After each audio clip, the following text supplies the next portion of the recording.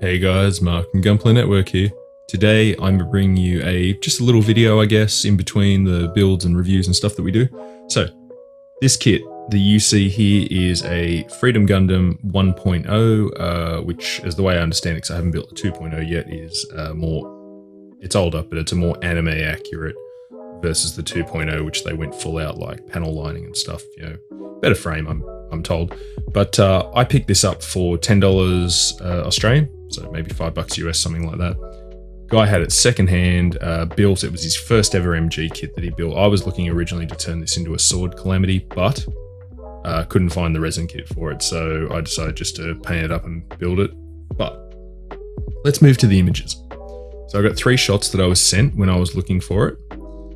He said, look, I've got this kit, it's a bit messed up, and you know, the arm was taped together because I think he'd done a panel wash and that had destroyed a couple of joints and bits and pieces, the wings, stuff like that. And I thought, well, look, you know, I've been doing this for a few years, I can probably repair this now and move on. So let's take a look. First video. This is, yes, and there will be some seam lines I didn't do. There will be some, maybe even some lines that I missed. I didn't erase the mold lines, but it was a quick paint job. The repair work was the big job. So you can see the right hand side over here, I made that armor cover from scratch from pla plate versus the left hand, which is the original. So pretty close, not perfect, but pretty close. The V-fin was completely destroyed, glued to the head. When I tried to get it off, it cracked to pieces. So that's actually the V-fin and a few bits of pla plate from the Stormbringer Fade Lash, which I'm never going to build the Stormbringer. I wanted it for the GM. The wings are still not perfect, but a lot of super glue went into that because joints all broke apart when I took everything apart. And I should mention, sorry, on that, well, it's the left arm, but it's the right one we're looking at. Well, it's holding the shield. I didn't just have to make the armor piece, I had to scratch build the internal joint piece as well from pla plate and pla pole. So that's how messed up that arm was. Overall, while I was building this kit, I mean, it's not too bad. I'll open up the cockpit for you. I painted the pilot figure as well. This was, I kind of liked Strike Noir colors, like darker. So this isn't actually white, that's like a light gray for most of the armors. You can see the pilot figure in there if I can focus up. I went with a wine red,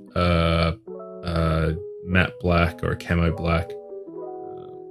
Focus up a little in there, and so I painted the pilot figure in grey, black, and yellow, kind of like Skull Leader from Macross colors. It's all gunmetal on the hand and frame parts, some copper and gold around for the vents and stuff that you can see, like joints. It's a midnight blue for the dark blue, or you know, so it would have been, the black would have been a dark blue. The midnight blue would have been a light blue, and the red is now a wine red. And overall, there's 2 tones of grey. So there's the super light grey, which is white grey, I guess.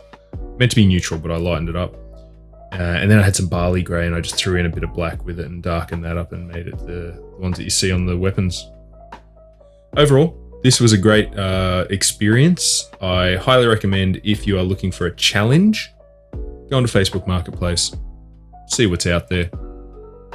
You know, just pick up a kit someone said they've completely effed up, and yeah, we'll see what you can do with it. So like I said, it was mainly the repair work. If I'd had another week or so to spend on it, I would have gone into seam line and mold line removal. But getting it to this stage where it was fully painted, decaled, and able to pose it, it's now currently living. This is the stand that came with it, so it was included. I just painted that black as well. And it does actually hold quite well up under there.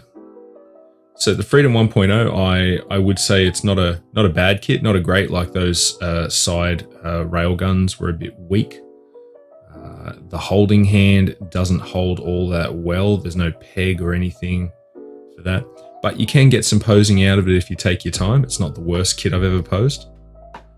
And here you go. This is kind of like full burst mode, I guess, for the Freedom. It's got every weapon it's got aimed forward, and it'll take out the 1,000 incoming missiles with Kira blinking from side to side at the display. And yeah, like, look, I'm not the biggest Freedom fan, but I took the kit as a challenge, and it was a really good experience. So, all right, guys, I'm going to leave you with a couple more video shots, but thanks for joining me for this quick video, and let me know if you've done something similar, if you've just picked up a busted old kit and tried to revive it yourself. All right, have fun, keep building.